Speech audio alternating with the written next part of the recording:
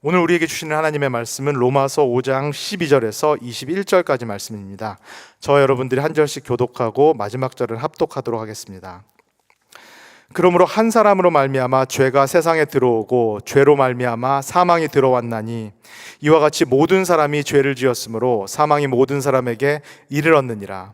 죄가 율법 있기 전에도 세상에 있었으나 율법이 없었을 때에는 죄를 죄로 여기지 아니하였느니라. 그러나 아담으로부터 모세까지 아담의 범죄와 같은 죄를 짓지 아니한 자들까지도 사망이 왕노릇하였나니 아담은 오실 자의 모형이라. 그러나 이 은사는 그 범죄와 같지 아니하니 곧 한 사람의 범죄를 인하여 많은 사람이 죽었은즉 더욱 한 사람의 은혜와 또한 한 사람 예수 그리스도의 은혜로 말미암은 선물은 많은 사람에게 넘쳤느니라. 또 이 선물은 범죄한 한 사람으로 말미암은 것과 같지 아니하니 심판은 한 사람으로 말미암아 정죄에 이르렀으나 은사는 많은 범죄로 말미암아 의롭다 하심에 이름이니라. 한 사람의 범죄로 말미암아 사망이 그 한 사람을 통하여 왕노릇하였은즉 더욱 은혜와 의의 선물을 넘치게 받는 자들은 한 분 예수 그리스도를 통하여 생명 안에서 왕노릇하리로다. 그런즉 한 범죄로 많은 사람이 정죄에 이른 것 같이 한 의로운 행위로 말미암아 많은 사람이 의롭다 하심을 받아 생명에 이르렀느니라. 한 사람이 순종하지 아니함으로 많은 사람이 죄인 된 것 같이 한 사람이 순종하심으로 많은 사람이 의인이 되리라. 율법이 들어온 것은 범죄를 더하게 하려 함이라. 그러나 죄가 더한 곳에 은혜가 더욱 넘쳤나니 이는 죄가 사망 안에서 왕노릇한 것 같이 은혜도 또한 의로 말미암아 왕노릇하여 우리 주 예수 그리스도로 말미암아 영생에 이르게 하려 함이라. 아멘.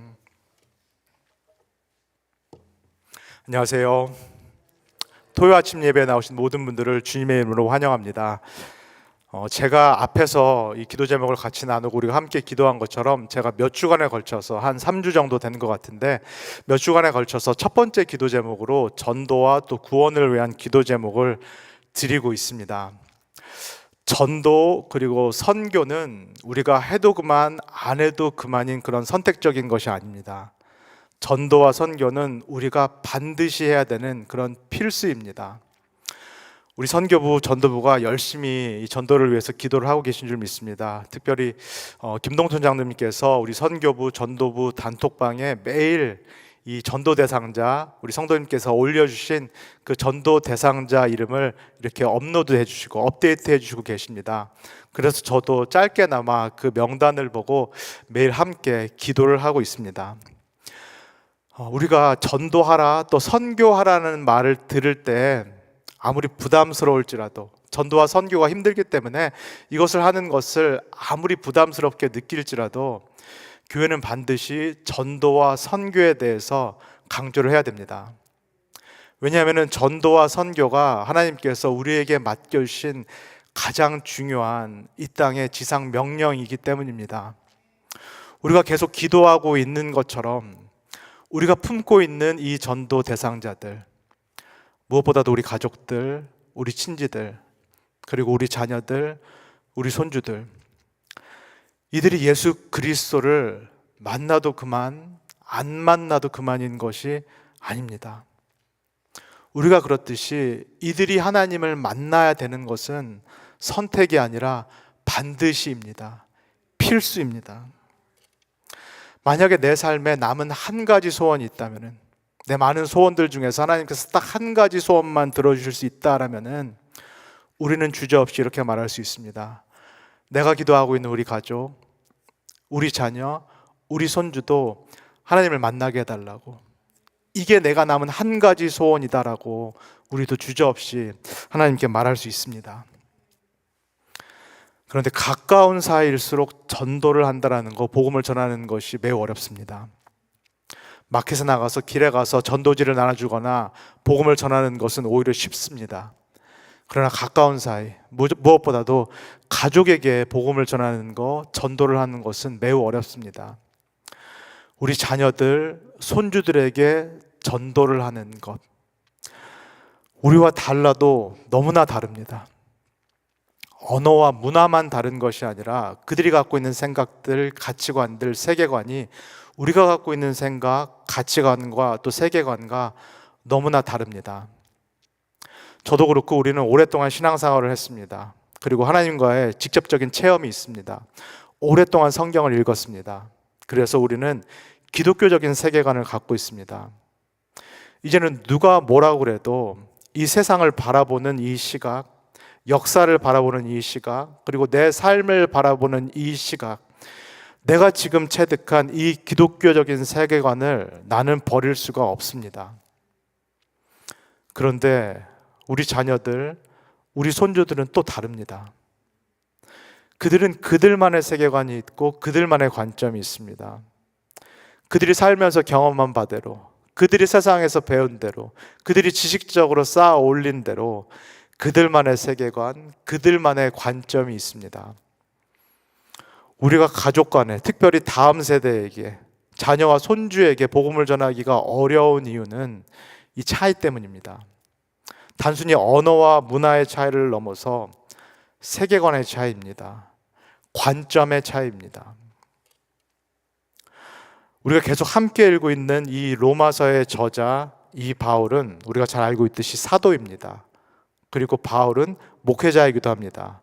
바울은 교회를 개척한 개척자이기도 합니다. 바울은 또한 대단한 신학자이기도 합니다. 그러나 바울이 정말로 소중하게 여기고 있었던 하나의 소명이 있었습니다. 그것은 바로 바울이 전도자였다라는 것입니다. 바울이 선교사였다라는 것입니다. 바울은 자기 자신이 전도자, 선교사로 부름받았다라는 것을 한평생 잊어버린 적이 없습니다. 무엇보다도 바울은 내가 이방인을 위해서 전도자로 부름을 받았다. 유대인보다는 나는 이방인을 위해서 선교사로 부름을 받았다라는 그 소명의식을 한 번도 잊어본 적이 없습니다. 그래서 한 번도 만나지 않았던 이 로마에 사는 사람들에게까지도 이 바울은 일종의 부채의식이 있었습니다. 내가 저들에게 복음의 빛을 지고 있다. 내가 반드시 저들에게 복음을 전해야 된다는 일종의 부채의식, 일종의 책임감을 이 바울은 느끼고 있었습니다. 그렇다면은 이 바울은 어떻게 자신과 세계관이 다른, 자신과 다른 관점을 갖고 있는 이 이방인들에게 복음을 전할 수 있었을까요?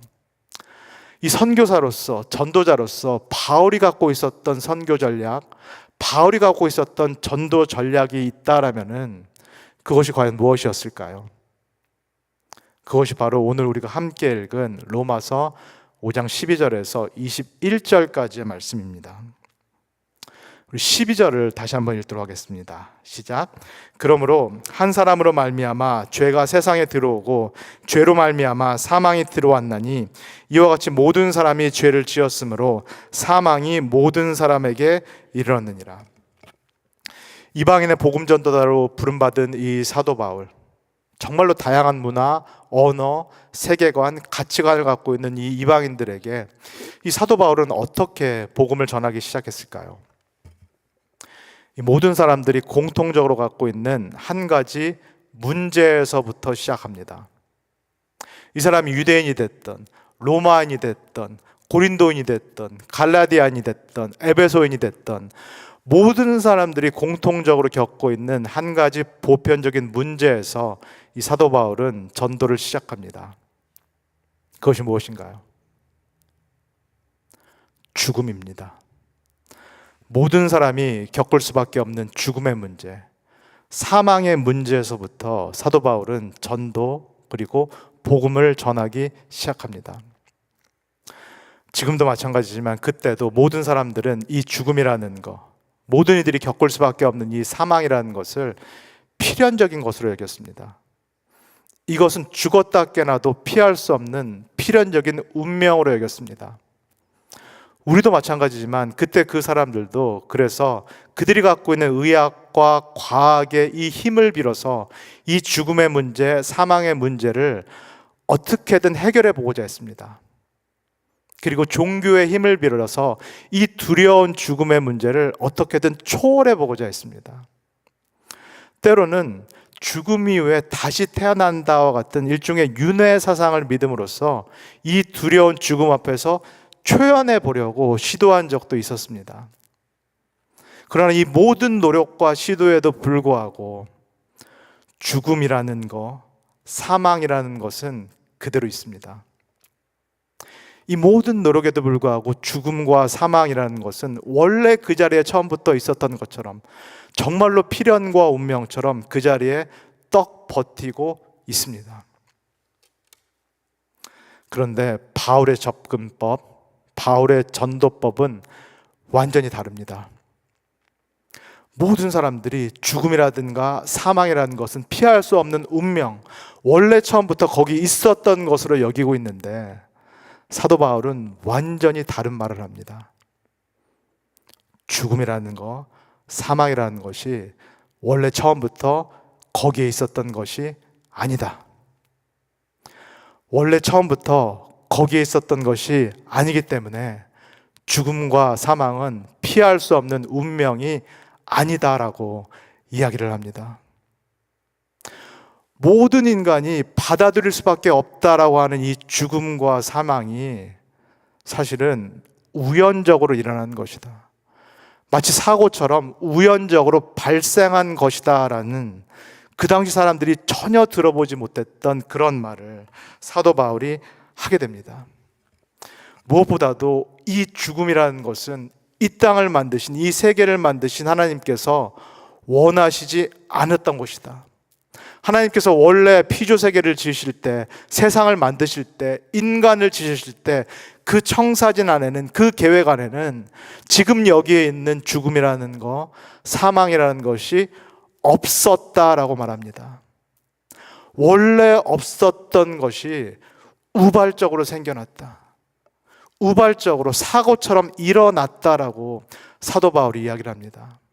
그리고 원래 세계를 만드신 이 하나님이 이 우발적으로 일어난, 마치 사고처럼 일어난 이 죽음과 사망을 반드시 없애실 것이다.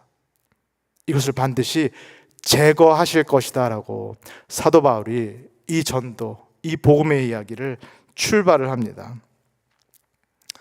그렇다면은 모든 사람들이 이게 원래 있었던 거기 때문에 피할 수 없다. 죽음이라든가 사망이라는 것은 원래 있었기 때문에 피할 수 없다라고 말하고 있는데 그렇지 않다라고 말하는 이 사도 바울. 그렇다면은 이 죽음이라는 것, 사망이라는 것이 도대체 어떻게 이 세상 안으로 들어왔는가? 이 죽음과 사망이라는 것이 언제, 왜, 그리고 누가 이 사망의 문을 열어서, 누가 이 문을 열었기 때문에 이 사망이라는 것, 죽음이라는 것이 마치 사고처럼 이 세상 안으로 들어왔는가? 그 이야기를 사도 바울이 하기 시작합니다. 이 문을 누가 열었나요? 하나님께서 만드신 이 피조세계, 생명의 근원 되신 하나님이시기 때문에 죽음이라는 것, 사망이라는 것은 원래 있을 수가 없는데 이 하나님이 만드신 이 생명의 피조세계에 왜 우발적으로, 우연적으로 이 죽음, 사망이 들어왔나요? 이걸 누가 열었나요? 아담이 열었습니다. 이 문을 연 것이 아담입니다. 그리고 성경은 아담이 이 문을 연 행위를 가리켜서 뭐라고 말하나요? 죄라고 말합니다. 아담이 세상의 문을 열어서 죽음, 사망을 들어오게 만든 이 행위를 가리켜서 성경은, 그리고 바울은 죄라고 말합니다. 그러면 아담이 구체적으로 어떤 방식으로 이 문을 열어 제낀 건가요? 그래서 사망이 들어오게 만든 것일까요? 사망의 문을 열어준 이 한 번의 실수, 아담의 이 한 번의 죄는 구체적으로 무엇인가요? 우리 창세기 3장 5절에서 6절까지를 한번 읽겠습니다. 시작. 너희가 그것을 먹는 날에는 너희 눈이 밝아져 하나님과 같이 되어 선악을 알 줄 하나님이 아심이니라. 여자가 그 나무를 본즉 먹음직도 하고 보암직도 하고 지혜롭게 할 만큼 탐스럽기도 한 나무인지라. 여자가 그 열매를 따먹고 자기와 함께 있는 남편에게도 주매 그도 먹은지라. 우리를 포함하여서 그 당시 이방인들, 유대인들을 포함하여서 모든 인류의 조상이라고 할 수 있는 이 아담, 그리고 이 아담이 한 번의 이 범죄, 세상의 문을 열어서 죽음을 들어오게 만든 이 한 번의 범죄, 이 한 번의 범죄는 그러나 동전의 양면처럼 이 두 가지 행위들로 이루어져 있습니다. 동전의 앞면과 뒷면처럼 두 가지 행위들로 이루어져 있습니다. 첫 번째는 우리가 창세기에서 읽은 것처럼 불신이라는 죄입니다. 하나님을 믿지 않는, 하나님께서 말씀하신 것을 옳다라고 인정하지 않는 불신의 죄입니다. 하나님께서 에덴 동산을 이 아담과 하와를 지으시고 모든 것들을 베푸셨고 모든 각양각색의 나무를 만드셨고 모든 열매들을 먹어도 좋다라고 허용을 했습니다. 아담과 하와가 먹을 게 없어서 선악과를 따먹은 것이 아닙니다. 충분히 먹을 것들이 많았고 이 자비로우신, 이 마음이 넓으신 하나님께서 모든 것들을 제공하고 계셨습니다. 그런데 이 아담이 왜 선악과를 따먹었을까요? 하나님께서는 선악과를 따먹지 말라라고 말씀하셨는데 이 아담은 많고 많은 나무들 중에서 왜 선악과를 따먹었을까요? 그리고 하나님은 왜 다른 것은 다 허용하셔 놓고 이 선악과만은 절대로 따먹지 말라라고 그렇게 말씀하셨을까요? 많은 신학적인 내용들, 많은 신학적인 이야기를 할 수 있지만 정답은 의외로 간단합니다. 정답은 의외로 명확합니다. 하나님께서 말씀하시기를 먹으면 어떻게 되기 때문에? 죽는다. 다른 사람이 말하는 게 아니라, 때때로 거짓말하는 인간이 말하는 게 아니라 나 하나님, 미쁘시고 의롭고 거짓말을 하려도 할 수 없는 나 하나님이 말하는데 이걸 먹으면 정말 죽는다. 이게 거짓말이 아니라 정말 죽는다. 너만 죽는 것이 아니라 이것을 먹음으로써 이 세상의 문을 네가 여는 것이다. 그래서 죽음과 사망이 들어와서 너만 죽는 것이 아니라 너의 후손들이 다 죽을 것이다. 죽게 될 것이다. 그래서 절대로 먹으면 안 된다. 아담과 하와가 범했던 이 죄의 동전의 앞면은 불신이라는 죄입니다. 하나님의 말씀을 곧이곧대로 듣지 않는 불신이라는 그런 죄입니다. 앞면이 이렇다면 뒷면은 어떤 죄일까요? 앞면이 불신의 죄라면 이 동전의 뒷면은 어떤 죄일까요? 불순종이라는 죄입니다. 말씀드렸듯이 하나님이 그렇게 째째한 분이 아니셨습니다. 모든 것을 다 먹으라라고 정말로 무한한 자유를 주신 분입니다. 하나님이 이거 하지 마라, 이거 해라라고 위에서 째째하게 말씀하신 분이 처음부터 절대로 아니셨습니다. 우리에게 무한한 자유를 허용하셨던 분이 하나님이십니다. 그런데 그럼에도 불구하고 하나님이 딱 하나만 먹지 말라라고 말씀하셨는데, 근데 아담은 왜 그 명령 하나를 지키기가 그토록 어려웠을까요? 그리고 아담의 후예인 우리들은 왜 그 하나님의 명령을 지키기가 이렇게 어려운 것일까요? 왜 우리는 누군가가 내 위에서 이래라 저래라 하는 그 이야기를 듣기가 그렇게 싫을까요? 그래서 왜 심지어는 우리는 하나님의 말씀조차도 속으로 잔소리처럼 들을 때가 있나요? 그래서 왜 우리는 설교를 통해서 들리는 하나님의 말씀도 이렇게 반응할 때가 있을까요? 아유, 또 잔소리 하시네. 또 설교하고 있으시네. 이러려고 그러는 게 아닌데 우리는 왜 이럴까요? 우리는 왜 이렇게 꼬여 있을까요? 우리는 왜 누가 내 위에 있는 것을 견디기가 이토록 어려울까요? 내가 누구를 부리고 싶지, 내가 주인이 돼서 누구를 부리고 싶지, 내 위에서 누군가가 나에게 주인 노릇하는 것을 우리는 왜 이렇게 견디기가 어려운 것일까요? 아담뿐만 아니라 우리도 이 불순종이라는 죄를 공유하고 있기 때문입니다.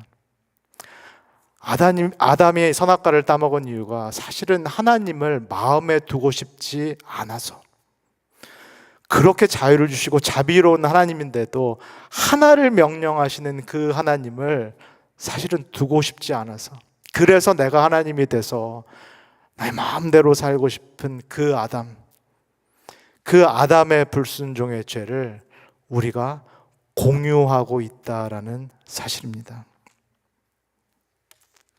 우리 자녀들 그리고 우리 손주들하고 대화를 나눠보면은 많이 듣게 되는 단어가 주체라는 단어입니다. 나는 주체적으로 살 거예요. 나한테 이래라 저래라 하지 마세요. 나는 주체적으로 살 거예요. 이 주체라는 단어, 주체적으로 살겠다라는 이 말이 사실은 아담으로부터 흘러내려오는, 우리도 공유하고 있는 이 인간의 불순종의 죄라는 세계관을 반영을 하고 있습니다. 내 위에 누군가가 있는 것을 견딜 수 없는 것, 누군가가 내 위에 있어서 이렇게 살아라 저렇게 살아라고 말하는 것을 견딜 수가 없는 것, 내가 아닌데 외부의 누군가가 나를 컨트롤하는 것, 그 사람을 우리는 독재자라고 여깁니다. 그 사람을 권위자라고 얘기합니다. 그래서 독재자, 권위자의 말은 듣지 않아야 된다라고 생각합니다. 주체적으로 살아라. 네가 원하는 대로 살아라. 남의 꿈 따라 살지 말아라. 내 꿈대로 살아라. 이것이 바로 불순종이라는 이 세계관, 이 아담의 원죄를 우리가 지금도 공유하고 있다는 명백한 증거입니다. 그날 그때 아담만 이 불순종의 죄를 범해서 세상에 죄가 들어오는 문을 연 것이 아닙니다. 그때 그 순간 그 자리에 우리도 함께 있었습니다. 그 자리에서 우리도 하나님을 마음에 두기 싫어한다라는 것을 드러내고 말았습니다. 그래서 우리도 죄를 범했고 문을 열었고, 그래서 우리도 죄의 영향에 빠질 수밖에 없었고, 이 모든 세상에, 이 모든 세계의 사람들이 죄의 영향하에 갇힐 수밖에 없는 그 일을 우리가 아담과 함께 범한 것입니다. 그러나 반드시 기억해야 될 분명한 한 가지 사실이 있습니다. 원래 이 세상이 누구의 것이었나요? 아무리 죄가 들어오고, 아무리 죽음이 들어오고, 아무리 사망이 들어오고, 아무리 악이 들어와서 판치는 듯한 그런 세상처럼 보일지라도, 그러나 이 세상은 원래 누구의 것이었나요? 하나님의 것이었습니다. 내가 아무리 주체를 외쳐도, 내가 아무리 내 맘대로 살고 싶다라고 말해도 내 삶도 사실은 주인이 따로 있습니다. 내 삶의 주인, 내 삶의 권위자, 내 삶의 최종 보스가 누구신가요? 하나님이십니다. 이 하나님이 정말로 하나님이시라면은, 이 하나님이 정말로 주인이시라면은 당신이 만드신 이 피조세계, 그리고 당신이 지으신 이 사람들의 삶이 이렇게 망가지는 것을 두고 보고 계실까요? 당신이 계획하지도 않았고 의도하지 않았던 이 죄와 사망이 들어왔고, 모든 사람들이 죄와 사망을 마치 필연처럼 운명처럼 여기며 두려워 떨고 있고, 그 밑에서 노예 생활을 하고 있고 복종하고 있는데, 만약에 하나님이 정말로 살아계신 하나님이라면, 그런 분이 정말로 계시다라면은 그분이 이 세상이 이 지경이 된 것을 그대로 내버려 두고 계실까요? 우리의 삶이 이 지경이 된 것을 이 주인 되신 하나님이 그대로 뒷짐지고 내버려 두고 계실까요? 이 하나님께서 또 다른 문을 여십니다. 17절을 읽겠습니다. 시작. 한 사람의 범죄로 말미암아 사망이 그 한 사람을 통하여 왕노릇하였은즉, 더 은혜와 의의 선물을 넘치게 받는 자들은 한 분 예수 그리스도의 선물을 넘치게 기술을 통하여 생명 안에서 왕노릇하리로다.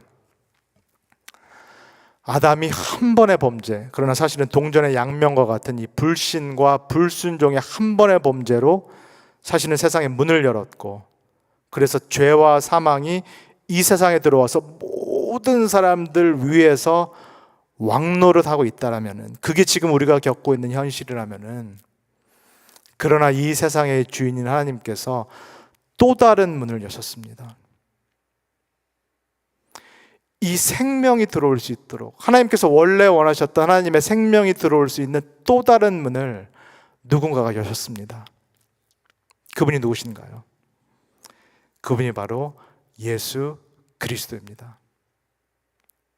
아담이 불신과 불순종이라는 이 죄의 열쇠로 사망의 문을 열었다면, 하나님께서는 의로운 행위, 단 한 번의 의로운 행동이라는 이 열쇠를 가지고 또 다른 문을 여셨습니다. 그래서 이 죄와 필적할 수 있는, 이 죽음과 사망을 필적할 수 있는, 아니 이것을 능히 이기고도 남을 만한 그 은혜의 문을 예수 그리스도께서 단 한 번의 의로운 행위로 여셨습니다. 그리고 예수 그리스도의 단 한 번의 이 의로운 행위도 마찬가지로 동전의 두 가지 면처럼 두 가지 행위들로 이루어져 있습니다. 동전의 앞면은 신뢰입니다. 믿음입니다. 예수 그리스도는 이 땅에 오셔서 당신을 파송하신 하나님의 뜻을 한 번도 의심한 적이 없습니다.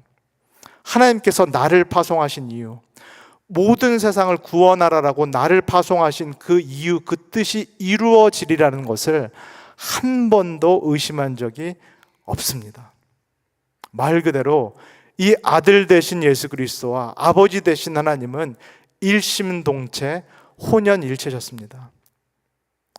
그리고 이 그리스도는 아담과는 다르게, 우리와는 다르게 하나님의 뜻을 한 번도 불순종하신 적이 없습니다. 한 번도 거역하신 적이 없습니다. 예수 그리스도도 이 땅에서 아담이 당했던 똑같은 유혹, 똑같은 시험을 당하셨습니다. 언제 당하셨나요? 사역을 시작하시기 전에 40일 금식하시면서 광야에서 이 아담이 당했던 유혹, 시험을 예수 그리스도, 제2의 아담이라고 말하는 이 예수 그리스도가 똑같이 당하셨습니다. 주체적으로 살아라. 네가 하나님이 되라. 네가 메시아가 되라. 큰일을 해라. 그래서 네가 하는 일을 통해서 모든 공로와 영광을 네가 가져가라. 네가 마음만 먹으면은 내가 도와주겠다. 네가 하나님이 되라. 그러면 모든 사람들이 너를 떠받들이라.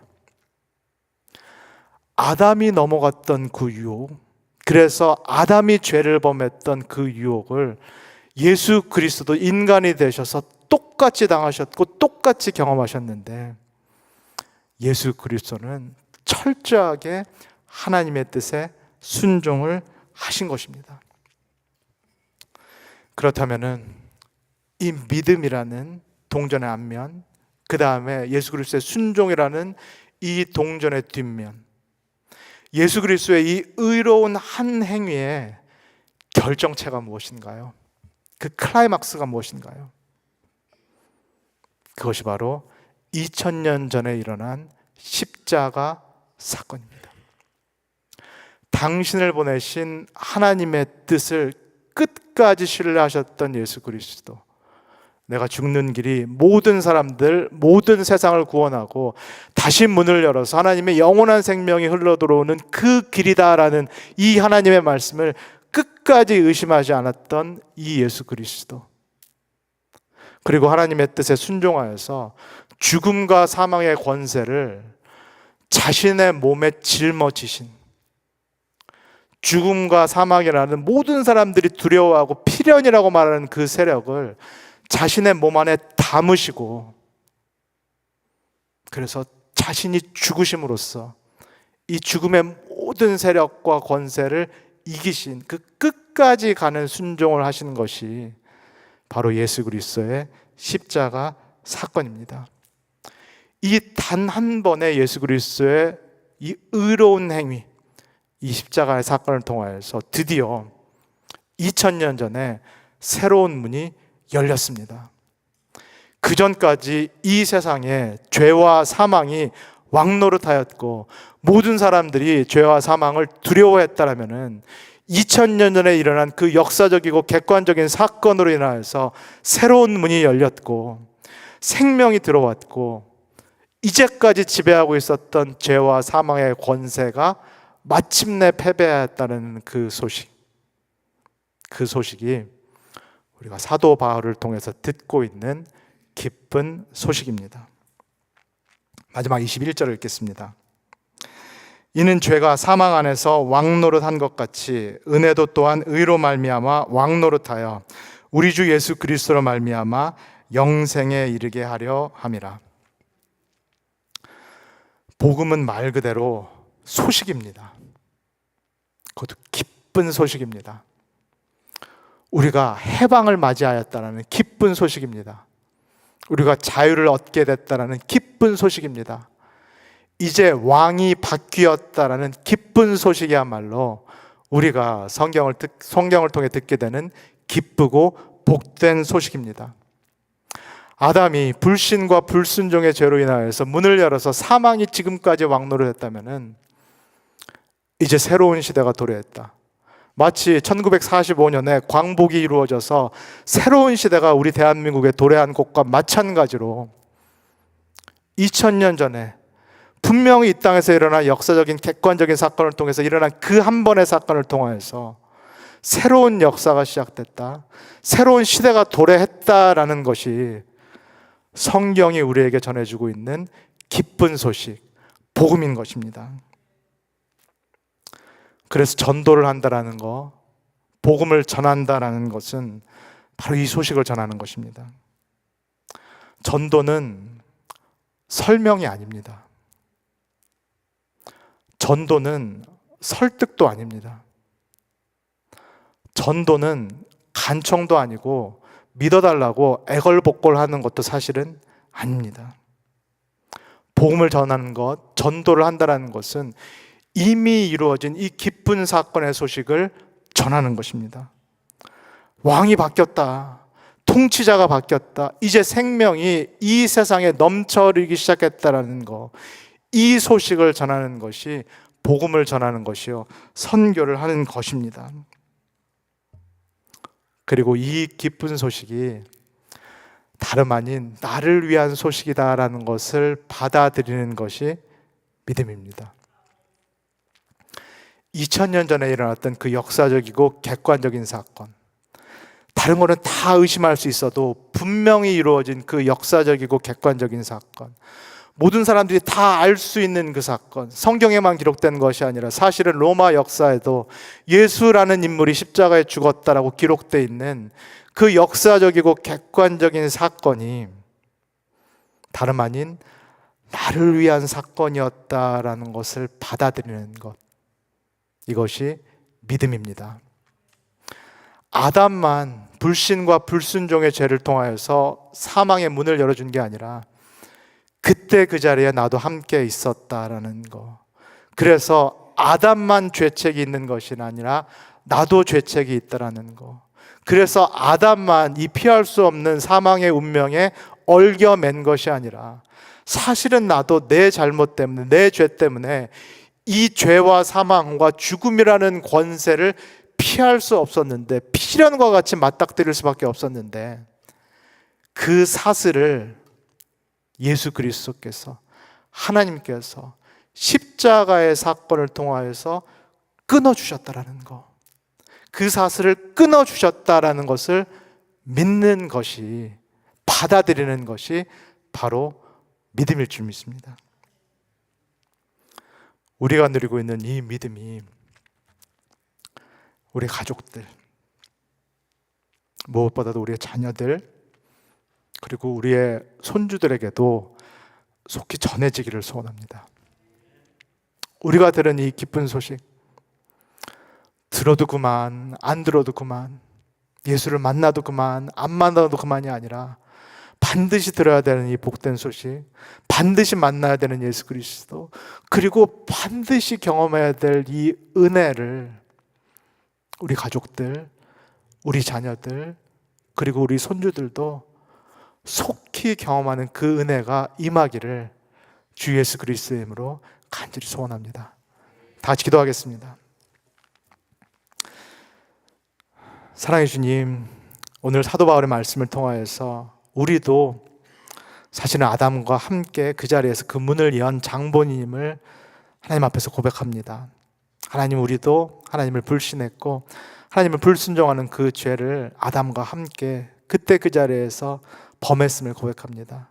그래서 내가 죄의 그 대가인 죽음과 사망을 경험할 수밖에 없고, 내가 그 문을 열었기 때문에 하나님께서 지으신 이 아름다운 피조 세계에 죽음과 사망과 악이 넘쳐되게 됐음을 하나님, 이 시간 하나님 앞에서 겸허히 고백을 합니다. 그러나 그런 나를, 그런 세상을 버리시지 않으시고 하나님께서 예수 그리스도를 보내셔서 새로운 문을 여셨음을 인하여서 감사와 찬송을 드립니다. 하나님께서 우리가 못했던 하나님에 대한 믿음, 그리고 하나님에 대한 순종을 하심으로써, 그리고 십자가를 통하여서 죄와 사망의 권세를 이기셨음으로 해서 우리로 하여금 생명을 누리게 하여 주셔서 감사합니다. 우리가 필연이라고 여겼던, 어쩔 수 없다라고 여겼던 그 죽음과 사망의 권세를, 그 쇠사슬을 끊어주신 그 은혜를 감사와 찬양을 드립니다. 하나님이 이 기쁜 소식을 전하기를 원합니다. 하나님, 무엇보다도 이 기쁜 소식이 우리 아이들, 우리 손주들에게도 가기를 소원합니다. 하나님 아버지, 우리도 어떻게 믿었는지를 모르겠습니다. 하나님, 우리 손주들, 자녀들도 우리가 어떻게 복음을 전해야 될지, 그들이 어떻게 믿게 될지 우리가 모르겠습니다. 하나님, 그러나 기적이 일어나기를 소원합니다. 하나님 아버지, 기적이 그들의 삶에도 일어나기를 소원합니다. 하나님, 축복하여 주셔서 이 소식을 그들이 듣게 하시고, 그 2000년 전에 일어난 십자가의 사건이 다름 아닌 나를 위한 사건이었다라는 것을 믿고 받아들일 수 있도록 우리 자녀들, 손주들을 축복하여 주시옵소서. 감사드리며 예수님의 이름으로 기도합니다. 아멘. 주기도문 하시고 각자 기도하도록 하겠습니다. 하늘에 계신 우리 아버지여, 이름이 거룩히 여김을 받으시오며 나라 임하옵시며 뜻이 하늘에서 이룬 것 같이 땅에서도 이루어지이다. 오늘날 우리에게 일용할 양식을 주옵시고, 우리가 우리에게 죄진 자를 사하여 준 것 같이 우리의 죄를 사하여 주옵시고, 우리를 시험에 들게 하지 마옵시고 다만 악에서 구하옵소서. 나라와 권세와 영광이 아버지께 영원히 있사옵나이다. 아멘.